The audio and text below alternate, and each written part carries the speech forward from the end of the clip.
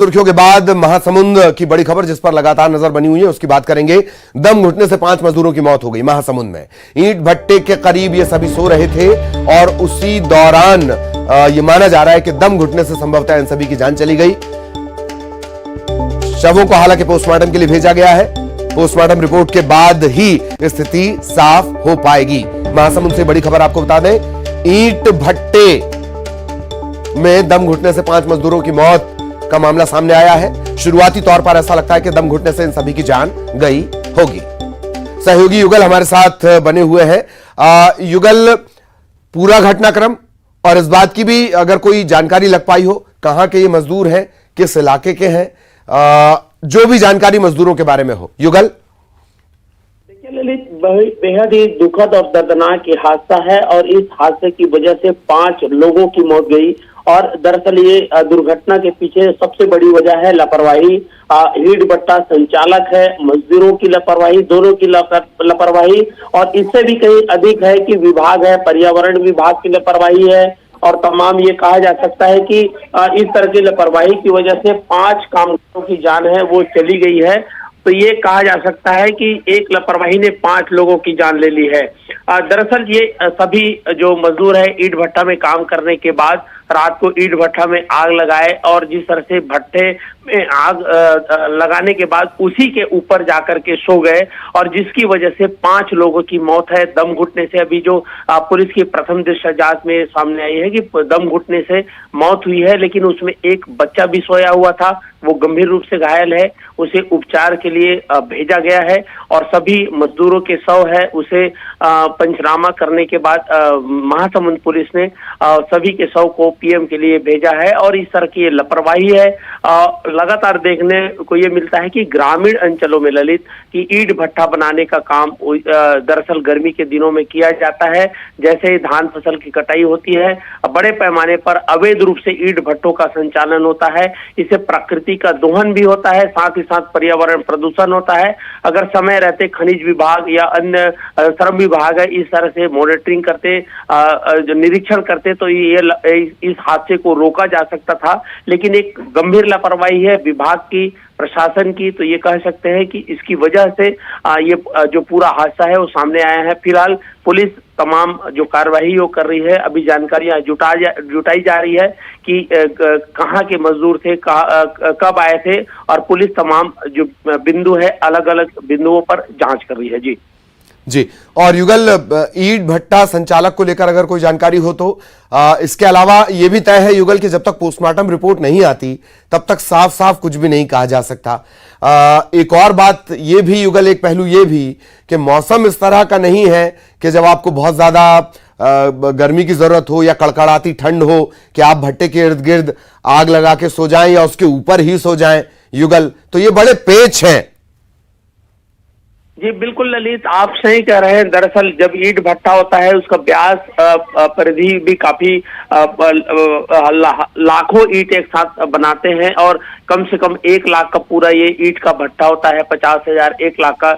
इस तरह से जो ईंट को एक के ऊपर एक रख के उसमें जो आग है वो छोड़ा जाता है। तो ये, और उसमें कोयले की कई परत है वो लगाई जाती है, लकड़ी भी डाला जाता है और इस तरह से धधक कर एक साथ जब कोयला जलेगा तो एक गंभीर लापरवाही है। और ये जो मजदूर वहां पर काम कर रहे थे वो मतलब यही कह सकते हैं कि क्या वो पहले भी ईंट भट्टा में काम कर चुके हैं, और ये तमाम जांच का विषय है। लेकिन एक बड़ी लापरवाही कह सकते हैं कि ईंट भट्टा में आग लगाने के बाद उसके ऊपर सोना, मतलब सीधी सी बात यही है ललित की अपने चीता है उस पर सोने के समान है। और ये नतीजा भी आप देख सकते हैं, 5 लोगों की मौत हुई है और धुआं निकलने से, दम घुटने की वजह से प्रथम दृष्टया ये सामने आ रहा है कि उसकी वजह से सभी 5 मजदूरों की मौत हुई है। पुलिस इस दिशा में जांच कर रही है। आखिर मजदूर ईंट भट्टा में आग लगाने के बाद ऊपर कैसे गए, क्या परिस्थितियां थी कि उसके ऊपर सोए। अमूमन जब ईंट भट्टा बनाते हैं तो ईंट के आसपास उनके जो मकान है, जो रहने के स्थान भी होते हैं, तो क्या वहां पर नहीं था, अचानक ऊपर जाकर कैसे सोए। तो ये कहा जा सकता है कि एक बड़ी लापरवाही है और ये लापरवाही ने 5 लोगों की जान ली है ललित। चलिए बहुत बहुत धन्यवाद युगल इस तमाम जानकारी के लिए। सबसे पहले न्यूज़ 18 मध्य प्रदेश छत्तीसगढ़ इस घटना से जुड़े हर पहलू आप तक पहुंचा रहा है। युगल हमारे सहयोगी लगातार हमारे साथ बने हुए थे। युगल का एक बार फिर बहुत धन्यवाद।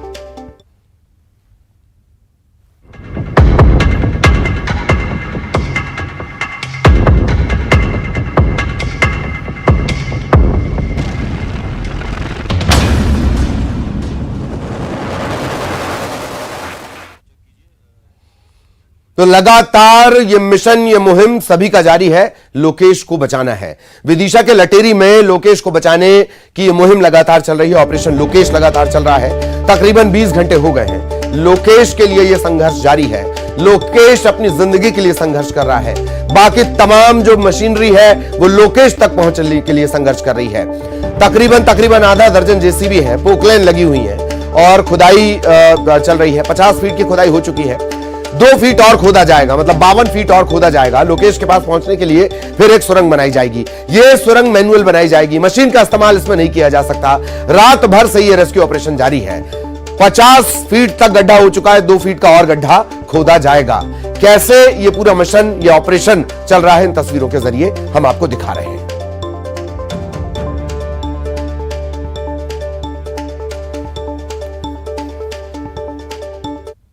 बचाने को लेकर मुहिम लगातार जारी है। 18 घंटे से अधिक का समय बीत चुका है। ऑपरेशन लगातार जारी है। अब जो रेस्क्यू ऑपरेशन है वो अब अपने अंतिम चरण में है। लगभग 50 फीट की खुदाई जो है वो की जा चुकी है और जो लोकेश की लोकेशन थी वो लगभग 49 फुट पर बताई गई थी। यानी 50 फीट अब गड्ढा खोदा जा चुका है। 2 से 3 फीट और नीचे गड्ढा जाएगा। उसके बाद एनडीआरएफ और एसडीआरएफ की टीम जो है वो नीचे उतरेंगी और एक पैडल सुरंग बनाने का काम करेंगी। अच्छी बात यह है कि किसी तरह का कोई हार्ड सरफेस या पानी जैसी कोई समस्या फिलहाल अभी नहीं आई और यही कारण है कि रेस्क्यू को बीच में 18 घंटे के दौरान एक भी बार रोकना नहीं पड़ा है। स्थानीय जनप्रतिनिधियों की बात करूं या फिर यहाँ के प्रशासनिक अमले की बात करूं, वो लगातार ये कह रहे हैं कि बच्चे में मूवमेंट लगातार हो रही है। हालांकि ये बात सही है कि काफ़ी समय के बाद मूवमेंट हो रही है, लेकिन अच्छी बात यह है कि लगातार मूवमेंट हो रही है। देखिए, जो एनडीआरएफ की टीम है वो अब टनल के अंदर पहुंच चुकी है और वो अब उस वक्त का इंतजार कर रहे हैं कि जब ये पूरी कार्रवाई जो जेसीबी कर रही है, जो खुदाई कर रही है, वो पूरी हो और उसके बाद जो है वो पैरेलल सुरंग बनाने का काम किया जाए और उसके बाद जो है वो बच्चे को यहाँ से निकाला जाए। पास में ही देखिए, आप देख सकते हैं तस्वीरों में कि जिस तरीके से एम्बुलेंस है उसको यहाँ पर खड़ा किया गया है कि जैसे ही बच्चे को यहाँ से निकाला जाएगा तत्काल बाद उसे एम्बुलेंस में शिफ्ट करके पास के जो लटेरी कस्बा है, यानी कि जो सामुदायिक स्वास्थ्य केंद्र है, वहाँ पर ले जाया जाएगा। हालांकि पिछले 18 घंटे से लगातार ये देखने में आ रहा है कि जो रेस्क्यू की टीम के साथ साथ जो है डॉक्टर्स की टीम यहाँ पर लगातार जो है तैनात है और बच्चे की एक मूवमेंट पर नजर बनाए हुए है। तो लगातार ये रेस्क्यू ऑपरेशन जारी है और हम भी आपको हर एक अपडेट जो है वो आपको पहुंचा रहे हैं। अब बस इंतजार है तो 1 से 1.5 घंटे का कि जब ये रेस्क्यू ऑपरेशन पूरा संपन्न हो तो लोकेश जो है वो सकुशल बाहर निकले। कैमरामैन मोहसिन के साथ शैलेंद्र सिंह, न्यूज़ 18 लटेरी।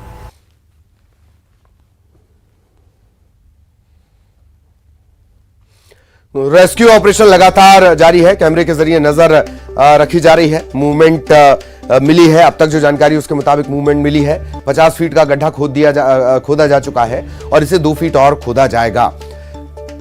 लोकेश जिस गहराई पर फंसा है उससे 2 से 3 फीट ये गड्ढा और ज्यादा गहरा खोदा जाएगा और फिर होगी आड़ी खुदाई। आप इसे समझ लीजिए, जिस तरह से सुरंग खोदी जाती है, सुरंग खोदी जाएगी। वो काम मैनुअल करना होगा क्योंकि मिट्टी धसकने का, थरथराने का, कंपन का खतरा हमेशा बना रहता है। और सीधे आपको ग्राउंड जीरो, लटेरी के ग्राउंड जीरो लिए चलेंगे। सहयोगी शैलेंद्र हमारे साथ बने हुए। शैलेंद्र, क्या कुछ अपडेट इस वक्त तक का? 50 फीट का गड्ढा खोदा जा चुका है, 2 फीट और उसके बाद फिर सुरंग खोदी जाएगी। शैलेंद्र, देखिए, सबसे बड़ा अपडेट अभी यही है कि जेसीबी की जो खुदाई है वो अब पूरी हो चुकी है और अब जो मैनुअल खुदाई का काम जो है अब से कुछ देर बाद शुरू किया जाएगा। आप टनल के अंदर की तस्वीरें देख सकते हैं कि तमाम जो अधिकारी हैं वो खुद टनल के मुहाने पर जाकर बैठ गए हैं ताकि जो मैनुअल खुदाई हो उसके एक अपडेट जो है वो ली जा सके। एनडीआरएफ और एसडीआरएफ की टीम जो है वो टनल जो है वो उसमें नीचे उतर चुकी है। तमाम जो परंपरागत चीजें हैं उनको लेकर, क्योंकि ये खुदाई की जानी है और उसको लेकर तमाम जो तैयारियां हैं वो पहले से ही की गई थी और अब जो है वो जो खुदाई है वो अंतिम चरण में हो रही है, क्योंकि जो अब 2 से 2.5 फुट की जो सुरंग बनेगी वो बेहद आसान नहीं है और उसको लेकर काफी एहतियात भी बरतने पड़ेंगे, क्योंकि जिस तरह से आप भी जो जिक्र कर रहे थे कि मिट्टी के धसकने के कंपन होने का जो डर है, जो खतरा है, वो अब बना रहेगा और ऐसे में बहुत आवश्यक हो जाता है कि जो खुदाई है वो बहुत धीमी गति से चलेगी। लेकिन फिर भी ये बताया जा रहा है कि 1.5 से 2 घंटे का समय अभी और लगेगा, क्योंकि ये जो 2 से 2.5 फुट का जो सुरंग बनाई जानी है ये बहुत महत्वपूर्ण है, क्योंकि अब जो रेस्क्यू है वो अब अपने अंतिम चरण में है। जैसे जैसे समय बीतता जा रहा है परिजनों की चिंताएं बढ़ती जा रही हैं, जो लोग यहाँ पहुंचे हुए उनकी चिंताएं बढ़ रही हैं और प्रशासनिक अमले की भी चिंताएं बढ़ रही हैं, क्योंकि कहीं ना कहीं उनको एक डर जो है वो एक आशंका जो है वो मन में कहीं न कहीं घर करती जा रही है। हालांकि अच्छी बात यह है कि लगातार जो है वो बच्चे में मूवमेंट जो नजर आ रही है, जो स्थानीय प्रशासन है या फिर जो जनप्रतिनिधि है उनका ये दावा है कि लगातार बच्चे में मूवमेंट देखने को मिल रही है। हालांकि ये बात सही है कि काफी देर से मूवमेंट हो रही है, लेकिन फिलहाल ये अच्छी खबर ये है कि लगातार मूवमेंट बच्चे में हो रही है। तो अब बस कुछ वक्त का इंतजार और है, क्योंकि 20 घंटे से अधिक का समय हो चुका है। जो नियत खुदाई से की जा रही थी वो खुदाई हो चुकी है, क्योंकि एनडीआरएफ की जो टीम है उन्होंने बाकायदा पूरा मेजरमेंट भी किया है। तो अब बस कुछ वक्त और है। अब आपको देखिए सीधी तस्वीरें हम आपको दिखा रहे हैं कि देखिए टनल के अंदर अभी जेसीबी अंदर ही मौजूद है, लेकिन जो एनडीआरएफ की टीम है वो भी अंदर पहुंच चुकी है और जो गेती है, फावड़ा है, बेलचा है, वो सब कुछ लेकर पहुंची हुई, तसल्ली लेकर पहुंची हुई, ताकि वो उसकी खुदाई हो और जो मिट्टी निकले। बिल्कुल लगातार आपके जरिए शैलेंद्र हमारी नजर बनी हुई है। बहुत बहुत धन्यवाद आपका इस तमाम जानकारी के लिए। सहयोगी शैलेंद्र लगातार वो लगे हुए हैं। और अब बात छत्तीसगढ़ की। प्रधानमंत्री आवास योजना को लेकर बीजेपी आज रायपुर में बड़ा आंदोलन करने जा रही है। मोर आवास मोर अधिकार, इसे लेकर आज विधानसभा घेराव होना है। तमाम दिग्गज नेताओं के शामिल होने का दावा किया जा रहा है। बीजेपी के प्रदेश अध्यक्ष अरुण साव ने कहा है कि विधानसभा घेराव में 1 लाख से ज्यादा कार्यकर्ता शामिल होंगे। अरुण साव, ओम माथुर, इन्होंने कांग्रेस पर निशाना भी साधा है।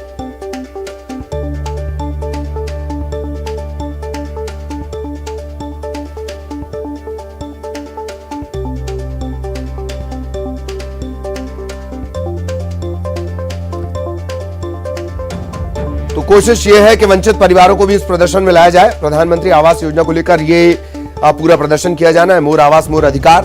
और इसके मद्देनजर सुरक्षा व्यवस्था भी चाक चौबंद की गई है। विधानसभा घेराव का दावा जब चूंकि बीजेपी की तरफ से किया गया। सहयोगी ममता हमारे साथ जुड़ी हुई है, सीधा ममता के पास आपको लिए चलेंगे। ममता, क्या कुछ अपडेट है इस वक्त का? और 1 लाख से ज्यादा कार्यकर्ताओं को जुटाने का दावे तो दुर्ग में भी किए गए थे। बहरहाल क्या अपडेट ममता?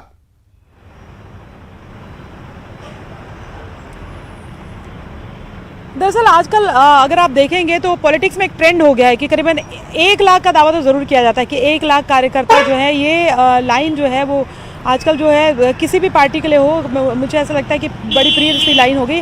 खैर, अब 1 लाख कार्यकर्ता जुटते हैं या कितने जुटते हैं ये तो देखने वाली बात होगी। इस वक्त हम विधानसभा के सामने मौजूद हैं और आप यहाँ पर देख सकते हैं कि ये चौक है जहाँ से उस तरफ आप विधानसभा की तरफ जाते हैं।